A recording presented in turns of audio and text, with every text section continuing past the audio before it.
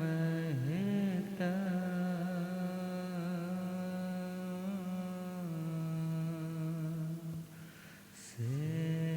सिंहास से स्थिता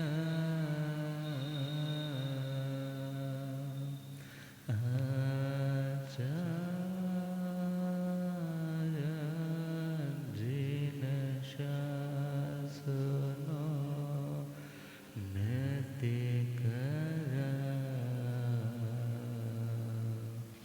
पूजा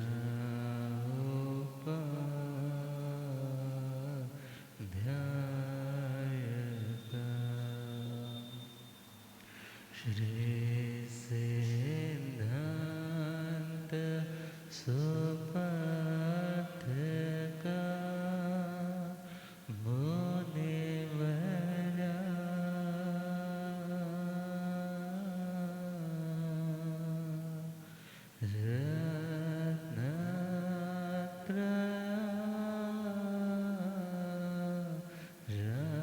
रत्नत्रयका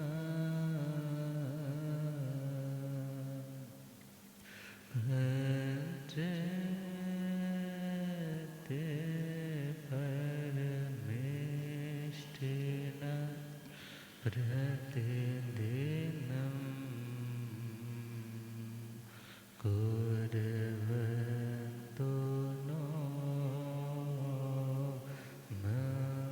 मङ्गलं कुर्वन्तो नो मङ्गलम्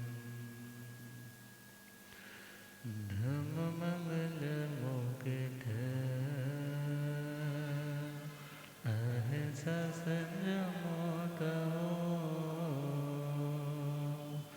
देवव्रतं भक्सन्ते जसधमे सया मनो गुरु चरणों में वंदन नमन करेंगे। जे हाथ जोड़े गोरानो मेरे वंदना जे जोड़े गोरानो एक बार वंदना हजार बार वंदना एक बार हजार लाख बार वंदना करोड़ बार वंदना लाख बार करोड़ जे हाथ जोड़े गोरानो मेरी वंदना जे जोड़े गोरानो डगमग डोले नैया मेरे डगमग डोले मुझको है सतगुरु तेरे मुझको होठ है जे आसा भवसागर पार लंघड़ा जे आसा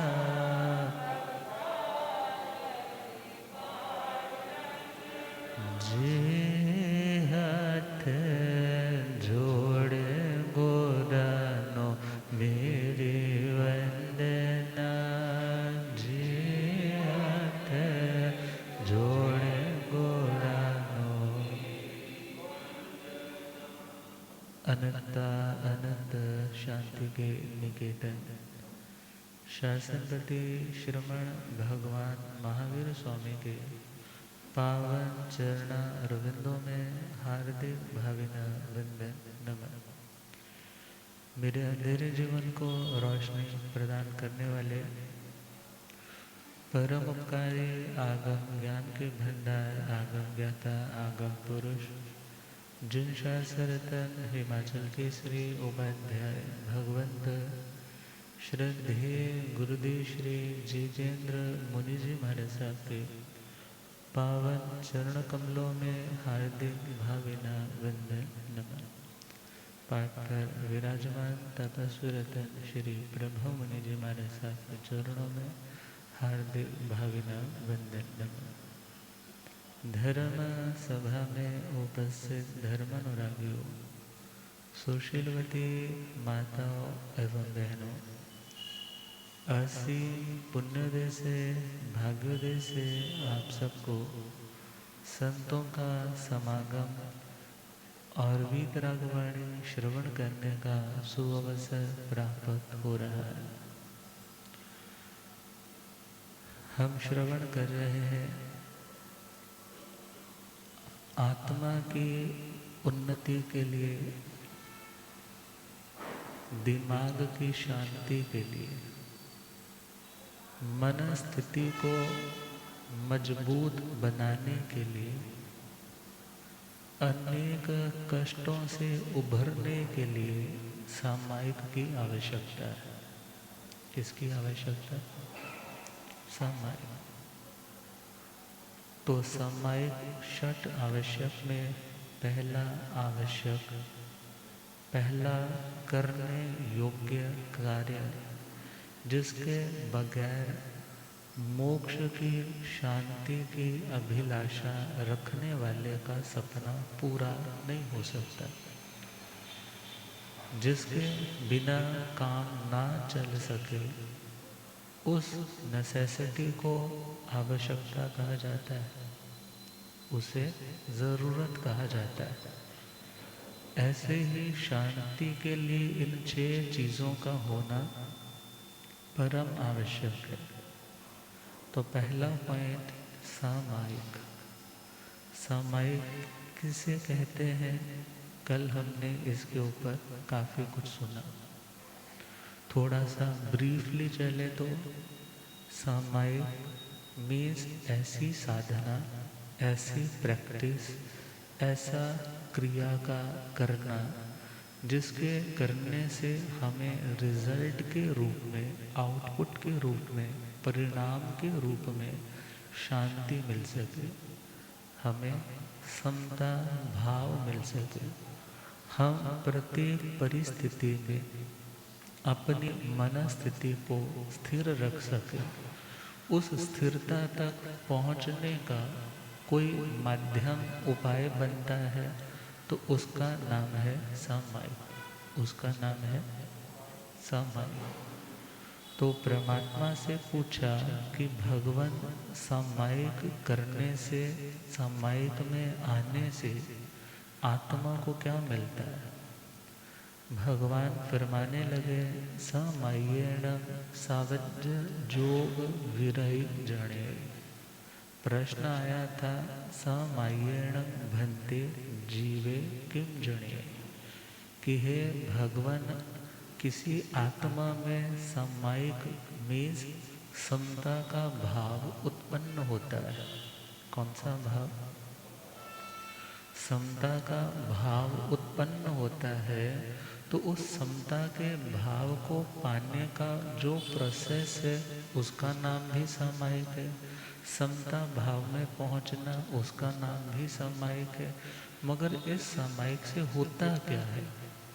इस सामायिक से होता क्या है? मिलता क्या है? तो परमात्मा कह रहे हैं इससे सावध्य योगों से आत्मा परे हट जाती। सावध्य का मतलब पाप कार्य। सावध्य का मतलब सिंपल हम वर्ड को समझे। एक है अवध्य, एक है सावध्य। एक क्या शब्द है? समझ आ रहा है? एक शब्द क्या है? अवद्य। एक शब्द है सावद्य। अवद्य का मतलब न वदितुम योग्यम, जो बोलने लायक नहीं है। बोलने लायक क्या नहीं होता? सपोज करो आपको किसी व्यक्ति ने पैसे चुराते हुए या कुछ उठाते हुए देख लिया। सपोज आपके मन में ऐसा आया कि आपने कुछ सामान उठाया और उस व्यक्ति ने आपको देख लिया और आपने भी उसको देख लिया। जब चार लोगों में बैठे तो उस व्यक्ति ने कहा मैं तेरी वो बात बताऊं, तो आप क्या कहोगे? नहीं, ये चीज सबके सामने मत बोलना। अब जो बोलने लायक नहीं होती वो उसे बोलते हैं अवद्य। न वदितुम योग्यम इति अवद्य। और बोलने लायक क्या नहीं होता? पाप। बोलने लायक क्या नहीं होता? हमारी जिंदगी की कमी, कमजोरी, पाप, कोई फॉल्ट कुछ भी है, हम नहीं चाहते कि हमारी डिसग्रेस हो, हमारा दुनिया में नाम खराब हो। इसलिए हम सामने वाले को क्या कहते हैं? भाई ये चीज सबके सामने मत बोल। तो जो बोलने लायक नहीं है उसे अवध्य बोला, और जो बोलने लायक नहीं है वो अवध्य क्या है? पाप। और जो पाप से युक्त है, पाप से सना हुआ है, पाप के साथ है, उसे क्या बोला? अवध्य के साथ क्या बोल दिया? स का मतलब साथ। और अवध्य का मतलब जो बोलने लायक नहीं था ऐसा जो पाप, और उस पाप से युक्त जो क्रिया है उसका नाम है सावध्य। उसका नाम क्या है? सावध्य। तो परमात्मा कह रहे हैं हमारे दुख का कारण पाप है। हमारे दुख का कारण कौन है? हमें कोई दूसरा व्यक्ति दुख नहीं देता। दुख कौन देता है? हमारा अपना पाप। अब जब तक पाप का फल नहीं मिलता तब तक भी परेशान रहते हैं, किसी को पता ना चल जाए। और यदि सपोज पाप किया है और पाप को पाप नहीं भी मानते हैं तो भले मत मानो, मगर जहर खाओगे बेचैनी तो होगी ही ना। भले एयर कंडीशनर रूम में चले भी जाओ, मगर वहां जाकर के भी चैन, वहां पर चैन तो नहीं ना पड़ती। अंदर से खौफ तो हो रहा है, क्योंकि अंदर ही अंदर क्या हो रहा है? अंदर ही अंदर वो जहर घुल रहा है और वो व्यक्ति को परेशान हैरान कर रहा है। इसी प्रकार पाप भले तुम चौराहे पर करो, भले छुप कर के करो, वो तुम्हें अंदर ही अंदर तोड़ने लग जाता है। अंदर ही अंदर तुम्हें भय के नीचे दबाने लग जाता है। बहुत बार तुम्हें पता होता है मैं इस बात से भयभीत हूँ, और बहुत बार तुम्हें पता नहीं होता कि आज मैं उदास हूँ तो क्यों हूँ। उस उदासी का, परेशानी का, स्ट्रेस का, तनाव का यदि कोई कारण है तो वह है पाप। वो कौन है कारण? बोलो। पाप। अब पाप को पाप क्यों कहते हैं? कहा जाता है पातयति इति पापम, जो हमारा पतन करवाता है, प्रोग्रेस नहीं होने देता है। सपोज कोई व्यक्ति सीढ़ी से ऊपर तक पहुंचना चाहता है तो पीछे से ही उसकी, पंजाबी में कहते हैं ना लत्ता खिंचन वाले, तो नीचे से उसकी टांग खींच दे, उसको ऊपर ना बढ़ने दे। जो हमारी प्रोग्रेस को सह नहीं पाते, हमें नीचे गिराते हैं, उन्हें क्या बोलते हैं? पाप। बचपन में आपने ये भी देखा होगा, जब रेस होती थी, दौड़ होती थी, तो उस दौड़ में जब स्पीड ज़्यादा होती तो उसमें से कोई शरारती ऐसा भी होता जो अपना पैर आगे करके उस व्यक्ति को नीचे गिरा देता। देखा होगा ना, गिरे भी होंगे, कभी गिराया भी होगा किसी को। तो जो हमें बढ़ते बढ़ते, हम तो प्रोग्रेस कर रहे थे, मगर हमारी प्रोग्रेस को चलते चलते जो हमें दौड़ते दौड़ते ही गिरा दे, उस गिराने वाले का नाम क्या है? पाप। उसको पैदा किसने किया? किसी ईश्वर ने नहीं भेजा कि तुम गिरो, तुम्हें चोट लगे, तुम्हारा नुकसान हो। अपना ही कर्म, अपना ही कर्म, अपनी ही जनरेशन। जैसे बच्चों को पैदा आप ही करते हो, बच्चे अच्छे भी होते हैं, कुछ बुरे भी होते हैं, दोनों तरह के होते हैं ना। कोई सेवा करने वाले होते हैं और कोई सेवा करवाने वाले होते हैं। ऐसे ही कर्म भी तो दोनों तरह के होते हैं, अच्छे कर्म भी होते हैं और बुरे कर्म भी होते हैं। अच्छे कर्म तो तुम्हें बूस्ट करते हैं, आगे बढ़ने की हिम्मत देते हैं, और बुरे कर्म वो भी आपकी जनरेशन है, आपने ही पैदा किए हैं, और वो तुम्हें आगे बढ़ने नहीं देते। तुम कुछ करना चाहते हो, तुम्हारी प्रगति में वो रुकावट डालते। तो भगवान कहते हैं तुम्हारी जिंदगी में प्रोग्रेस नहीं हो पा रही, तुम उदास रहते हो, तुम अशांत रहते हो, भय में रहते हो, क्या होगा, आगे कैसे चलेगा। मगर तुम्हारे इन समस्त प्रश्नों का समाधान है सामायिक। कौन है? सामायिक। क्योंकि सामायिक से हम सीधा काम वर्क किस पे करेंगे? पाप के ऊपर। किसके ऊपर? जो पाप हमारे पतन का, प्रोग्रेस को रोकने का कारण बन रहे हैं, उन पापों का हमने क्या कर दिया? त्याग। जो पुराने थे वो हमारी अब की साधना से कटेंगे, जो पुराने पाप हैं वो अब जो प्रैक्टिस कर रहे हैं उससे कटेंगे, और नया पाप का इनविटेशन पत्र ही हमने नहीं भेजा कि तुम आओ, हम एंटरटेन ही नहीं कर रहे 18 पापों में से किसी को। तो धीरे धीरे दुख को पैदा करने के यदि हमने कारण नष्ट कर दिए तो दुख कार्य रूप में हमारी जिंदगी में आएगा नहीं। तो शांति तक पहुंचने का उपाय है सामायिक, स्टेबिलिटी तक पहुंचने का राजमार्ग है सामायिक। तो कहा सामायिक से सावध्य योगों से विरति होती है। विरति क्या होती है? रति का मतलब है लगाव, रति का मतलब लगाव। और जिस चीज़ के प्रति लगाव होता है हम उस चीज़ को नहीं छोड़ पाते। और जब हमें पता चल जाए कि जिससे मुझे लगाव है यही बंदा मेरा सबसे ज़्यादा नुकसान करने वाला है, तो उसके प्रति हमारा मन फिर क्या हो जाता है? खट्टा हो जाता है, भर जाता है कि बस भाई अब इसके साथ और लंबा सफ़र तय नहीं हो सकता। तो जब किसी वस्तु के प्रति रति, लगाव ना रहे, उसका नाम है विरति। उसका नाम क्या है? और जब किसी के प्रति विरति आ जाती है, किसी से मन उचाट हो जाता है, फिर हम उस चीज़ का त्याग कर देते, उस चीज़ का क्या कर देते? त्याग कर देते। और जब जिसको पता चला कि ये 18 पाप करने में आसान लगते हैं, करने में अच्छे लगते हैं, मगर मेरा हित करने वाले नहीं है, मेरा नुकसान करने वाले हैं, अब उस व्यक्ति को उन पापों से अब लगाव नहीं रहता, वो उनको छोड़ने के लिए प्रैक्टिस करता है। तो जिस समय उन सावध्य योगों की विरति, योग का मतलब, योग का मतलब जैसे कह देना इंदिताजी संजोग टिल्ले ने, संजोग टिल्ले ने इसलिए किसी के साथ इसका रिश्ता नहीं हो रहा। अब योग का मतलब है जोड़, योग का मतलब दो चीज़ों के जुड़ने का नाम क्या है? योग।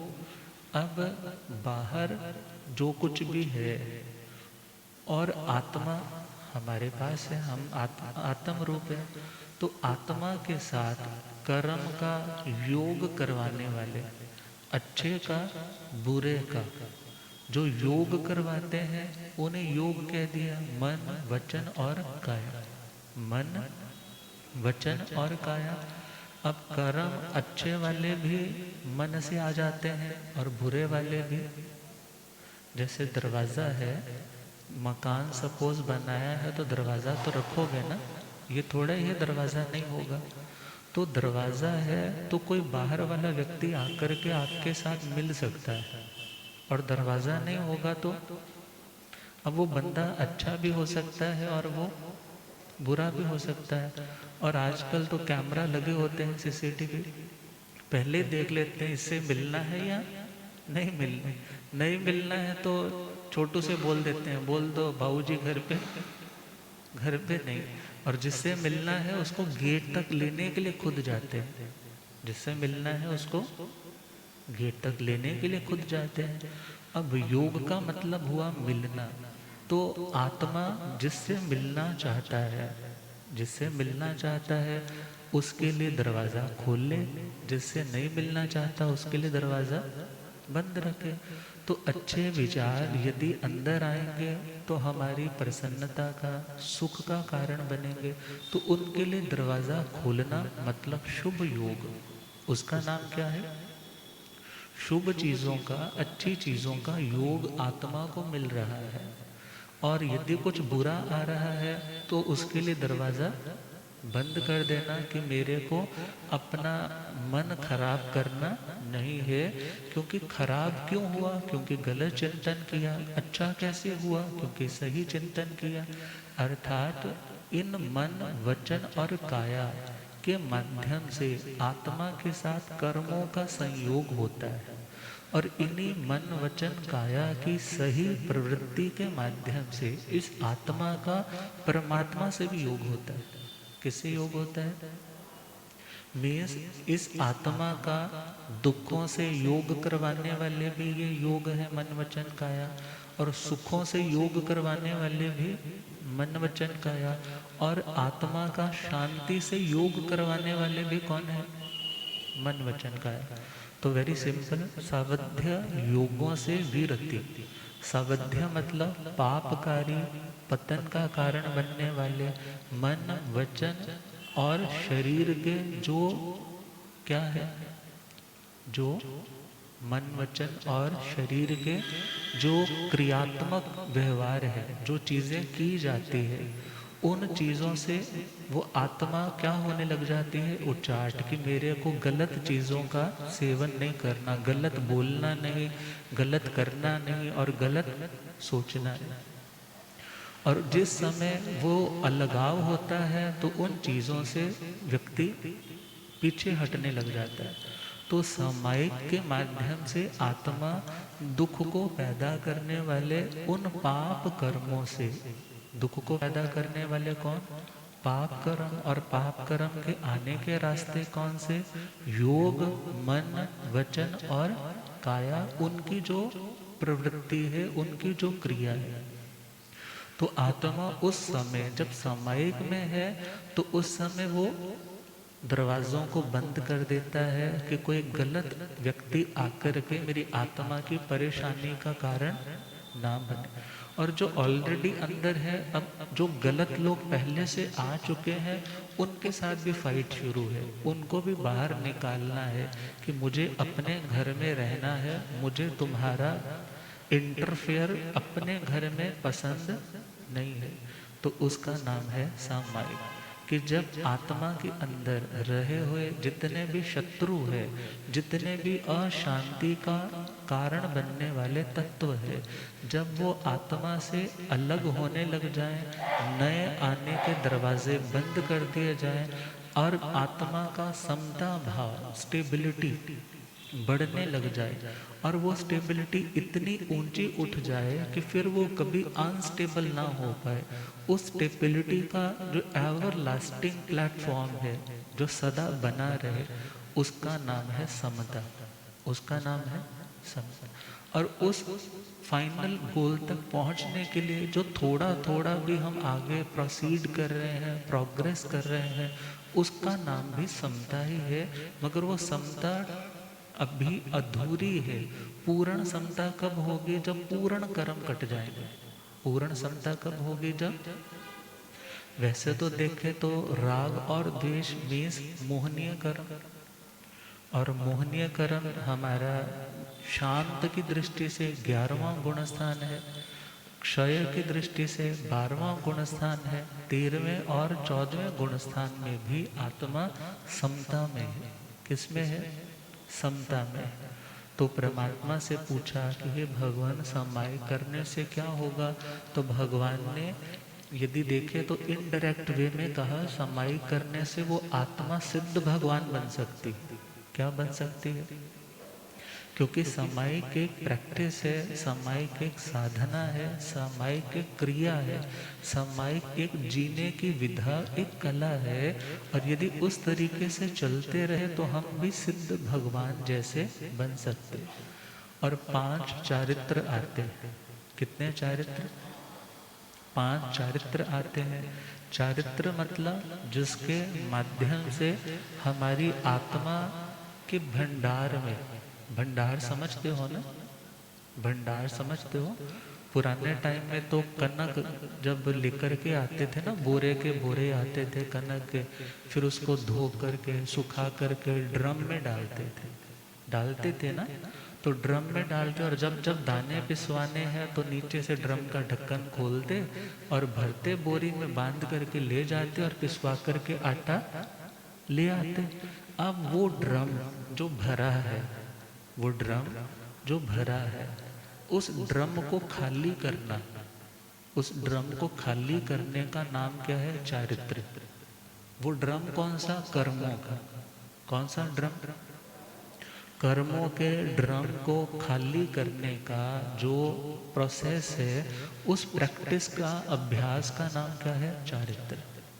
मीन्स जो हमने कर्म इकट्ठे कर रखे हैं, उन कर्मों को क्या करना? अपनी आत्मा से, आत्मा के बॉक्स से उसको खाली कर देना, उसका नाम क्या है? चारित्र। तो 5 चारित्र आते हैं। कितने चारित्र? सामायिक चारित्र। पहला चारित्र कौन सा? सामायिक चारित्र। दूसरा छेदोपस्थापनी, परिहार विशुद्धि चारित्र, सूक्ष्म संपराय चरित्र, यथा ख्यात चरित्र। भगवान ऋषभ देव कौन से तीर्थंकर हैं? इस अवसर्पणी काल के पहले तीर्थंकर। और लास्ट वाले तीर्थंकर भगवान महावीर स्वामी। तो पहले और 24वें तीर्थंकरों के टाइम में क्या होता है? सामायिक चरित्र भी होता है और अगले छेदोपस्थापनी आदि चरित्र भी होते। मगर जो बीच के 22 तीर्थंकर हैं, उनके टाइम में सीधा सामायिक चरित्र ही होता है। कौन सा चरित्र? सामायिक चरित्र। और महाविदेह में भी सामायिक चरित्र होता है। तो सामायिक चरित्र की जब दीक्षा पाठ पढ़ाते हैं ना साधु मुनिराज को, साध्वी को, तो उन्हें कौन सा चरित्र देते हैं? बोलो। सामायिक चरित्र। तो उसमें भी करेमी भंते का पाठ है। कौन सा पाठ है? मगर आपके वाले करेमी भंते में क्या बोलते हैं? दुविहंग तिविहेणं। मगर साधु जी महाराज वाले पाठ में क्या बोलेंगे? तिविहंग तिविहेणं। 3 करण 3 योग से 18 पापों का जो त्याग है, उस चारित्र का नाम क्या है? सामायिक। तो सामायिक चारित्र जब हम भगवान महावीर स्वामी के शासन में है, तो कम से कम साधु की दृष्टि से उसकी अवधि है 7 दिन की। कितनी है? 7 अहोरात्र। और मध्यम अवधि है 4 महीने की। उत्कृष्ट अवधि सामायिक की 6 महीने की। कितनी? और उसके बाद आ जाती है बड़ी दीक्षा, जिसे आजकल बोलते हैं बड़ी दीक्षा। मगर बड़ी दीक्षा तो पहले हो जाती है ना, धूमधाम वाली जो दीक्षा होती है वो तो छोटी दीक्षा होती है। और बड़ी दीक्षा पे तो ज्यादा लोगों का आना। तो दूसरी दीक्षा, उसका नाम है छेदोपस्थापनी। उसका नाम क्या है? समझ आ रहा है ना सबको? दूसरा कौन सा? छेदोपस्थापनी। छेदोपस्थापनी का मतलब, पहला मतलब है यदि सपोज उन 6 महीनों में कोई दोष आया, कोई कमी लगी, तो उसको कट कर दिया। उसको क्या कर दिया? उसको कट करके उनको दोबारा से उनका चरित्र, उनका नियम दोबारा से दे दिए। और सपोज ऐसा कुछ नहीं हुआ, तो फिर अब आप लोगों ने यदि खेती, कभी क्यारियां तो लगाई होगी ना घरों में किन्हीं लोगों ने, तो क्या करते हैं? सपोज करो एक जगह पर आपने कुछ बीजा था, मगर उसी में से आपने क्या किया? 5 स्लॉट बना लिया। जैसे पनीरी लगाते हैं, तो फिर उसको क्या कर लिया? 5 हिस्सों में डिवाइड कर लिया। 5 हिस्सों में अलग अलग डिवाइड करके उसको, उसकी आरोपण, उसको फिर से बो दिया। उसका नाम भी क्या है? छेदोपस्थापनी। मीन्स जिसने कोई दोष नहीं भी लगाया, अब पहले तो उसको एक ही रूप में सामायिक चरित्र पाठ पढ़ा दिया, मगर उसको और क्लियर करने के लिए 5 महाव्रत के रूप में अहिंसा है, सत्य है, अस्तेय है, ब्रह्मचर्य है, अपरिग्रह है, रात्रि भोजन का त्याग है। अब उसको अलग अलग खंड खंड करके, मतलब अलग अलग समझा करके क्या कर दिया, छेद उपस्थापनीय। उस चरित्र का नाम छेदोपस्थापनीय चरित्र। तो खैर ये है सारे के सारे सामायिक चरित्र के ही रूप। किसके रूप है? भले वो परिहार विशुद्धि चरित्र हो, भले वो सूक्ष्म संपराय हो, भले वो वीतराग 11वें गुणस्थान से लेकर 14वें गुणस्थान वाला चरित्र हो, जिसे यथाख्यात चरित्र कहा जाता है। तो वो सारे हैं, उनका बेस कौन सा चरित्र है? सामायिक। मीन्स मोक्ष का आधार कौन सा चरित्र है? यथाख्यात चरित्र आएगा तो मोक्ष तो डेफिनेटली हो जाएगा, मगर यथाख्यात चरित्र तक पहुंचने के लिए भी कौन सा चरित्र चाहिए? बोलो। सामायिक चरित्र। अब एक सामायिक है श्रावक की और एक सामायिक है साधु की। तो सामायिक दो तरह की हो जाती है, आगार सामायिक, अणगार सामायिक। आगार सामायिक और अब आप लोगों की सामायिक कितनी देर की होगी मिनिमम वाली? 48 मिनट, जिसको मुहूर्त बोल देते हैं। क्या बोल देते हैं? 48 मिनट का मुहूर्त। और यदि हम अन्य पद्धतियों में, दूसरे धर्मों में बात चल करें ना, तो वहां पर कहते हैं 2 घड़ी तो भगवान का भजन करो। सुना है कि नहीं? 2 घड़ी का मतलब, घड़ी मतलब 24 मिनट, घड़ी मतलब 24 मिनट, और 2 घड़ी मतलब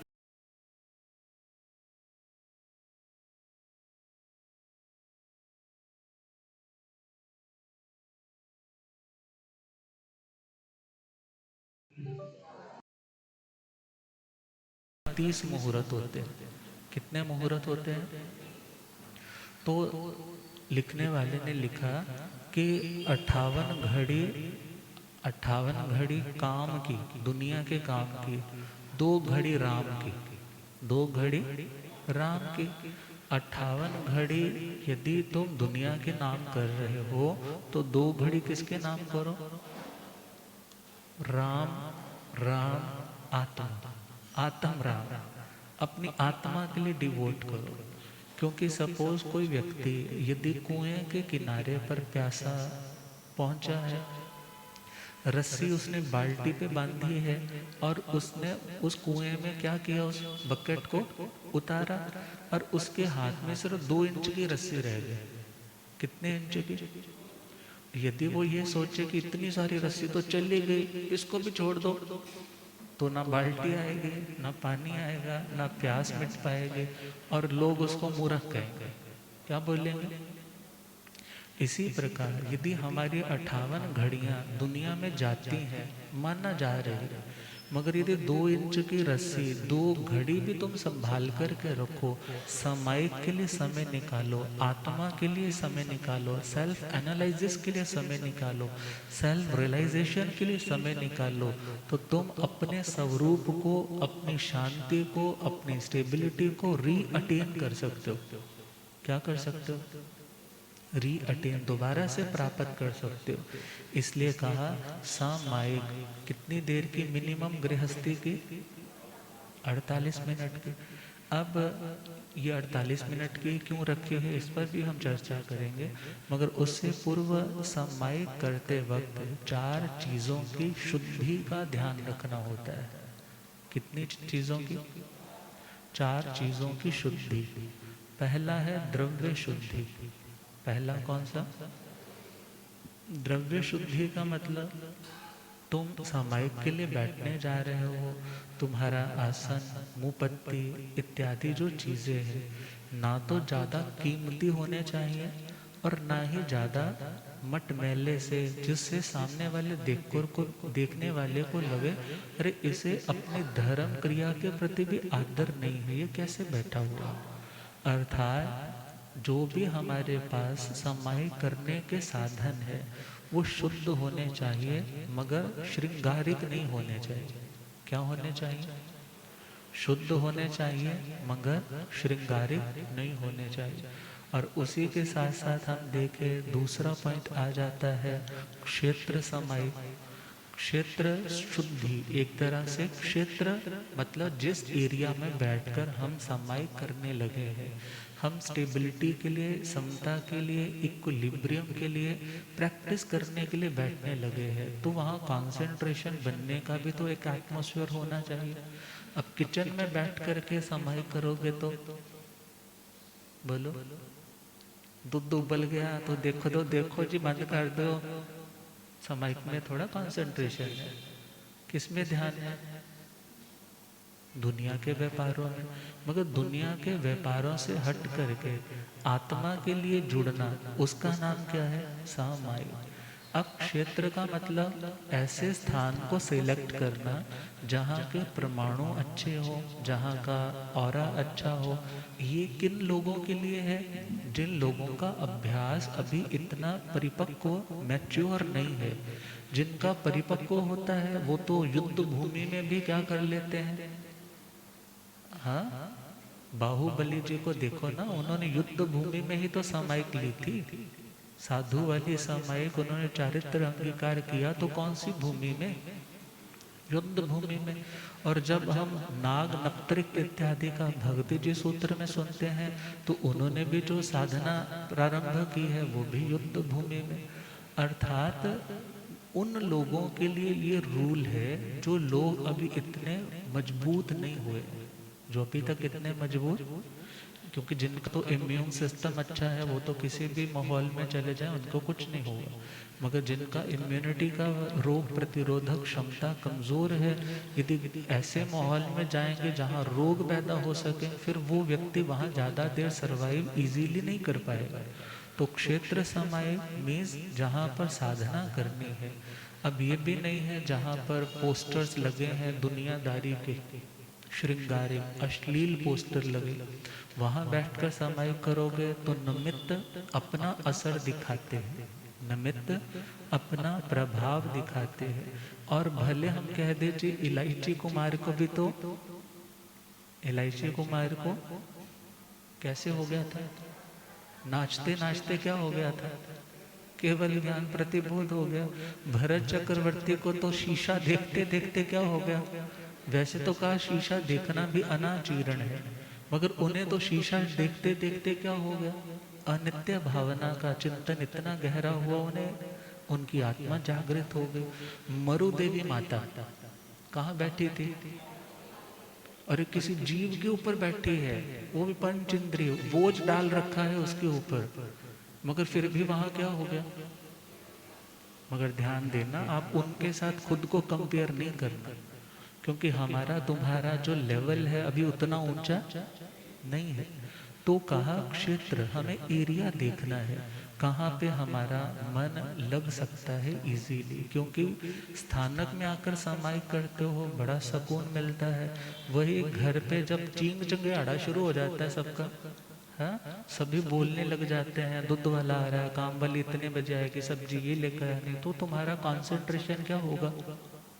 डाइवर्ट होगा, डिस्ट्रैक्ट होते जाओगे, मन नहीं लग पाएगा। पूजा रूम भी है, वो भी ले दे के छोटा सा होता है, और यदि मन करता है कि मैं किसी साधन का उपयोग न करूं, तो वहां पर होता है कि मेरे से तो हो ही नहीं पाएगा। तो सबसे उत्तम स्थान कौन सा? सबसे उत्तम स्थान तो है जब यदि स्थानक की अवेलेबिलिटी हो, या पुराने टाइम में पौषशालाएं होती थी, जैसे घर है तो घर के पास जो घर बनाते टाइम ईंटें इत्यादि एक्स्ट्रा बच जाती, तो उन्हीं से वो अपना एक और छोटा कॉटेज बना लेते, जहाँ पर वो अपनी आत्मा का पोषण करने के लिए, आत्म भावों को एनस्ट्रेंथ करने के लिए साधना करते थे, पापों का त्याग करके स्वाध्याय आदि करते थे। तो क्षेत्र समाय। और तीसरा है काल की शुद्धि। किसकी शुद्धि? बोलो।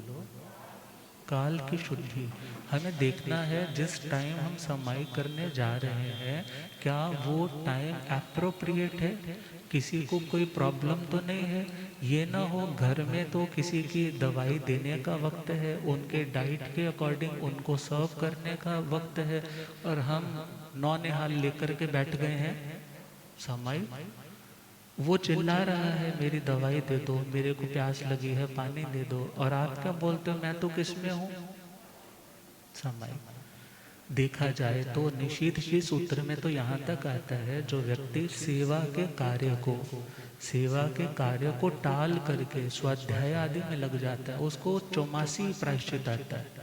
उसके लिए भगवान मतलब पूर्व आचार्यों ने दंड की व्यवस्था कर दी। तो हमें भी देखना है कि जब हम सामायिक करने चले तो समय को देख ले। किसको देख ले? सपोज करो ना, टाइम है पति देव के घर आने का, उस उनके खाना खाने का, और उस टाइम तो आपने क्या ले रखी है, समय। अब वो आकर के कल्पेगा नहीं, खपेगा नहीं, बोलेगा नहीं, तो क्या करेगा? अर्थात समाई करने हैं तो उस व्यवस्था से करे कि हमारी इस व्यवस्था से कोई व्यक्ति अव्यवस्थित ना हो। तो काल का ध्यान रखना। अब हम 12-1 बजे, हाँ 12-1 बजे जाकर के समाइक, सारे दिन के थके हारे हैं, फिर समाइक लेकर के बैठे, फिर कहते हैं महाराज जी ना समाइक लेता हूँ तो नींद आ जाती है। अब नींद नहीं आएगी तो और क्या आएगा?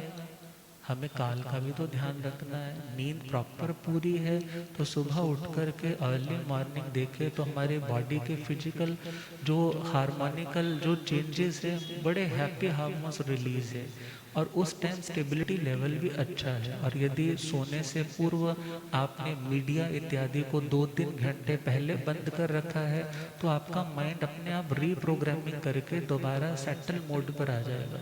सुबह उठोगे रिलैक्स होकर के उठोगे। मगर सारी रात तो नेटफ्लिक्स चल रहा है और रील्स चल रही है और नियम ले रखा है समाई करनी है, सुबह उठा नहीं गया, उठे तो क्या आ रही है, नींद आ रही है, या जो चीजें देखी पढ़ी सुनी और उनके संस्कार बार बार क्या कर रहे हैं, इमेजेस फ्लैश ऑन कर रही है। तो ऐसे टाइम में इस व्यक्ति की सामायिक समता, इक्विलिब्रियम, स्टेबिलिटी मेंटेन कैसे हो पाएगी? तो उसके लिए भी अभ्यास। तीसरा पॉइंट काल शुद्धि। किसकी शुद्धि? और चौथा पॉइंट है भाव शुद्धि। कौन सी शुद्धि? मीन्स जब हम सुनते हैं हमारे भावों में भी शुद्धता होनी चाहिए। भावों की शुद्धता के लिए कल हमने सुना था कि समाई का मतलब क्या? समता, सर्वभूतेषु संयम, शुभ भावना, आरत रौद्र परित्यागा, तदहि समायिकम व्रत। अर्थात सभी जीवों के प्रति प्रेम का भाव, सभी मेरे तरह जीना चाहते हैं, इसलिए मैं किसी को भी अपनी इस साधना से किसी भी रूप में प्रॉब्लम क्रिएट ना करो। समता सर्वभूतेषु संयम। हम सामायिक में हैं तो हमें क्या रखना होगा? सपोज करो ना सामायिक में हो और कोई आकर के चिल्लाने लग पड़ा, सपोज करो ना कोई पदाधिकारी है, आपने तो मेरी अनाउंसमेंट ही नहीं करी, आप अपने आप को समझते पता नहीं क्या हो, मगर उस टाइम उस सामायिक में बैठे व्यक्ति को क्या रहना पड़ता है? गुरुजी सुनाया करते हैं, कहते एक बार एक प्रधान जी सामायिक लेकर बैठे हुए थे और जो सेवादार था उसको कुछ बोला था कि ये काम कर देना, मगर वो जब पुराने हो जाते ना तो वो भी झवाई की तरह रोक डालते। तब उसने भी रोक डाल करके कहा कि आप मेरे को ऐसे ऐसे बोलते रहते हो, आप समझते क्या हो अपने आप को? अब प्रधान जी थे ना, गुस्सा आ गया, कहने लगे अभी मैं किस में हूँ? समायिक में। अभी समायिक में ना होता तेरे को उठा के छत से नीचे फेंक देता है। अब वो कहता भला हो आपकी समायिक का, जिसने मेरे को बचा लिया। मीज जब हम सामायिक में है, किस में है? हमें संयम में रहना है। किस में रहना है? अब साधु का जीवन ही सामायिक है, तो साधु को तो हर घड़ी संयम का ध्यान रखना है कि कोई बात ऐसी बोली ना जाए, कोई चिंतन ऐसा गलत चल ना पाए, कोई शारीरिक चेष्टा ऐसी ना हो पाए जिससे कर्म का बंधन हो जाए। तो भाव समायिक बोले, भाव शुद्धि बोले, तो भाव शुद्धि में 10 मन के, 10 वचन के और 12 काया। इन 32 दोषों का क्या रखना है? इन 32 दोषों का त्याग रखना। और मन की भावना क्या होनी चाहिए? मैं समायिक कर रहा हूँ दुनिया के किसी लाभ के लिए नहीं, दुनिया के किसी लाभ के लिए नहीं कि वो मिल जाए, क्योंकि वो मिलेगा तो थोड़ी देर के लिए मिलेगा और चला जाएगा। इससे हमारी लालसा और बढ़ेगी। क्या बढ़ेगी? लालसा और बढ़ेगी, हमारी डिजायर्स और बढ़ेगी, और हम सौदेबाजी करने लग पाएंगे। और यदि कभी काम नहीं बना तो हमारी श्रद्धा भी जा सकती। क्या जा सकती? श्रद्धा भी जा सकती। इसलिए जब समाई करनी है तो दुनिया के लाभ के लिए नहीं, बल्कि मुझे आत्म भाव में स्थिरता मिल सके, मैं शांत हो सकूं। और बहुत बार ऐसे लोग होते हैं, पैसा बहुत है, दुनिया में इज्जत बहुत है, मगर अंदर से शांति, अंदर से शांति नहीं। तो जो अंदर से भी सुकून दे दे, उसका नाम है सामायिक। उसका नाम क्या है? सामायिक। अब कहा है, जस सामाणियो अप्पा संजमे नियमे तवे तस सामाय्यम होई ई केवली भाष्य। श्री अनुयोग द्वार जी सूत्र में फरमाया है, जिस व्यक्ति ने अपनी आत्मा को बाहर जा रही थी, दुनिया की ओर जा रही थी, वहां से पकड़कर खींच करके कहाँ ले आया? पुनः अपने आत्म भाव में, कि तेरे को दुनिया के बारे में इस टाइम सोचना नहीं है। संजमे नियमे तवे, जो व्यक्ति कंट्रोल, सेल्फ कंट्रोल में नियम, जो जो भी व्रत आदि लिए हैं उनमें पुनः लौटता है, खुद को जोर लगा करके पुनः उसमें लेकर के आता है। कहा तस् समायम होई, उस व्यक्ति की समायिक होती है, ऐसा केवली भगवंतों ने कहा।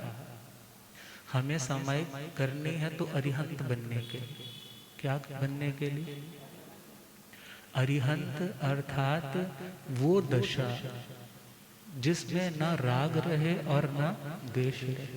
राग भी अनस्टेबिलिटी देता है, द्वेष भी अनस्टेबिलिटी देता है। राग भी क्या देता है? व्यक्ति को अनबैलेंस्ड कर देता है ना। जिस पे राग होता है उसके प्रति पॉजेसिव होते हैं, उसके प्रति एक्सपेक्टेशंस का ग्राफ ऊंचा होता है, हमेशा पूरी नहीं होती है, उसी पर गुस्सा आता है, उसी से झगड़ा होता है। सामने ना हो तो आज तक तो जिसके साथ 7 फेरे लिए थे, हाँ, अब उसी व्यक्ति को पता नहीं कितनी बार 3 का 300 तलाक दे देते। होता है कि नहीं? जितना गहरा राग उतना गहरा द्वेष, जितना गहरा राग उतना गहरा द्वेष। मगर परमात्मा क्या कह रहे हैं? तुम्हें समायिक करनी है तो क्या बनने के लिए? वीतरागी। क्या बनने के लिए? मेरा राग भी चला जाए, मेरा द्वेष भी चला जाए। अरिहंत बनना है, मुझे सिद्ध बनना है, हो अरिहंत बनना है, मुझे सिद्ध। आज मिली जिनवाणी, आज मिली जिनवाणी, आराधक बनना है, जन्म जन्म के भ्रम को अब दूर करना है, हो अरिहंत बनना है, मुझे सिद्ध बनना है, हो अरिहंत बनना है, मुझे सिद्ध। सुख की आशा में उलझा, उलझा, सुख की आशा में उलझा, क्या पर है क्या अपना यह नहीं समझा, क्या पर है क्या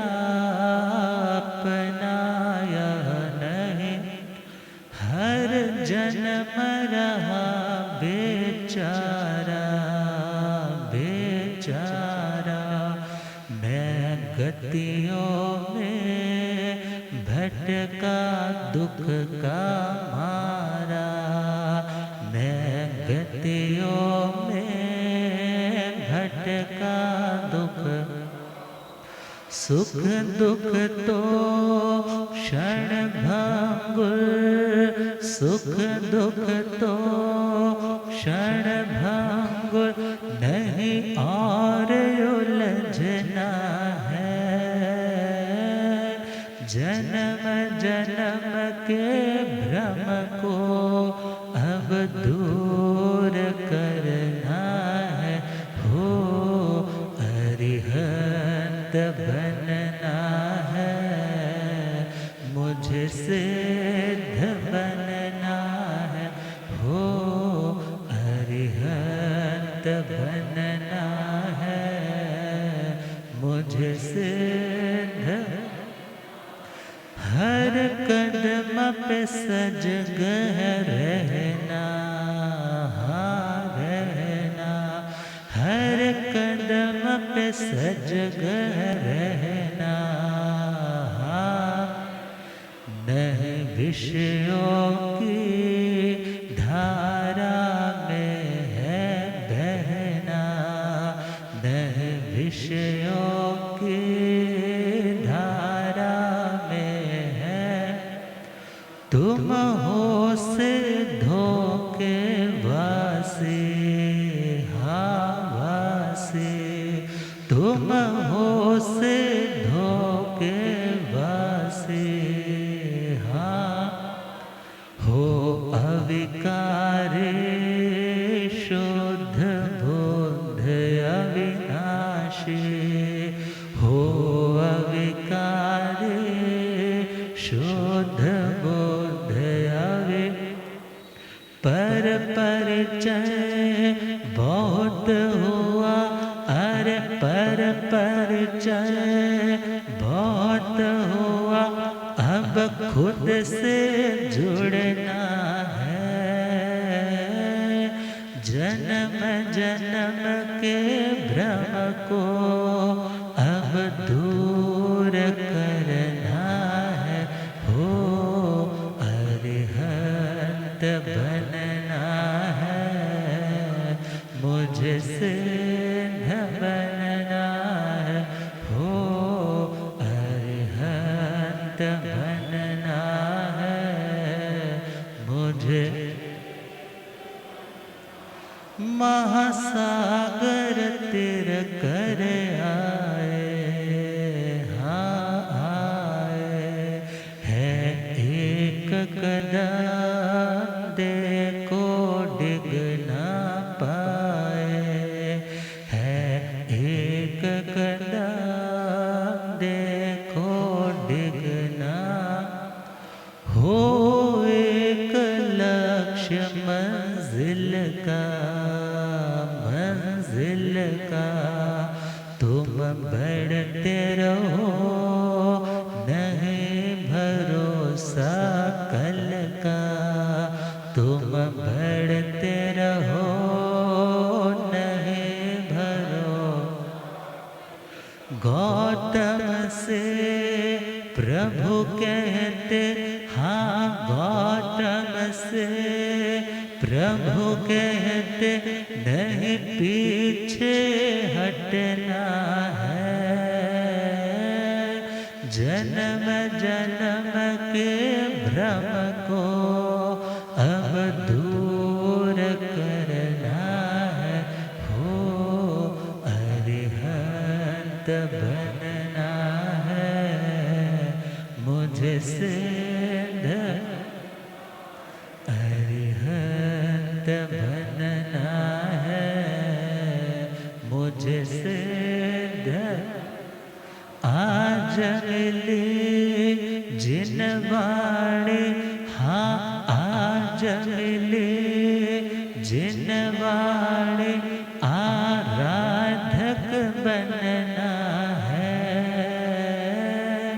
जन्म जन्म के भ्रम को अब दूर करना है, हो अरिहंत बनना है, मुझे सिद्ध बनना है, अरिहंत बनना है, मुझे सिद्ध।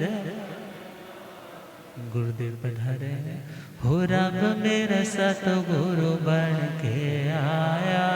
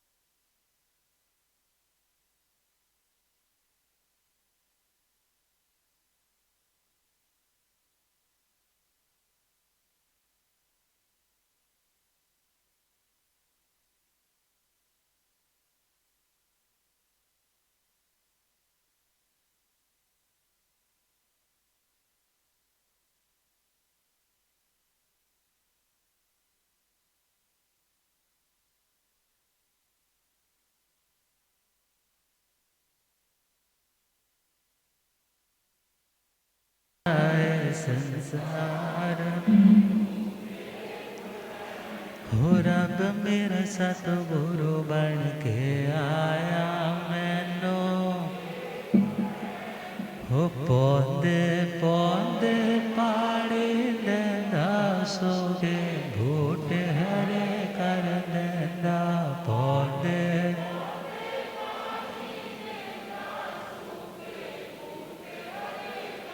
हो केड़ा माले बन के आया मैनू, हो केड़ा माले बन के आया मैनू, हो रब मेरा सतगुरु बन के आया मैनू।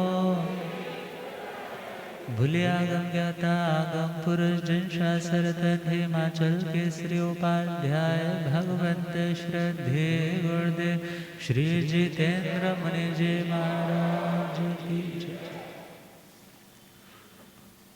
तो सामायिक मतलब सभी जीवों के प्रति समता का भाव, संयम का, सेल्फ कंट्रोल का अभ्यास, और अंदर यदि भावनाएं भानी है तो शुभ भावनाएं। कौन सी भावनाएं?